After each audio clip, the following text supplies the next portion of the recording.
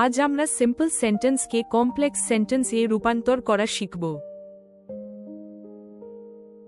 প্রশ্ন, আ rolling stone gathers no মাস এর complex form কোনটি?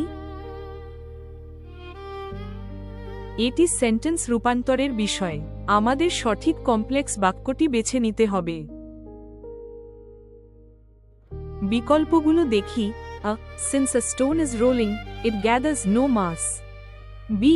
Though a stone rolls, it gathers no mass. C. A stone what rolls gather no mass. D. A stone that rolls gathers no mass. সঠিক উত্তর হল D. A stone that rolls gathers no mass. কারণ rolling participle যা that rolls এ রূপান্তরিত হয়। বাক্যটি সঠিক। A stone that rolls gathers no mass. এখানে that rolls একটি রিলেটিভ ক্লজ।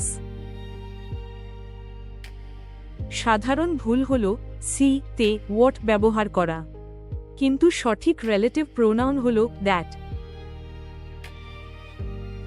যে পাথর গড়ায় তার উপর শ্যাওলা জমে না, অর্থাৎ যে কাজ করে সে চলমান থাকে, অলসতা তার উপর ভর করে না।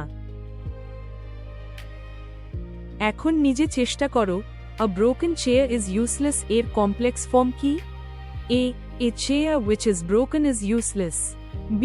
A chair that is broken is useless. C. A chair what is broken is useless. D. A chair that broken is useless. উত্তর B. A chair that is broken is useless. সুতরাং সঠিক উত্তর হল D. A stone that rolls gathers no mass.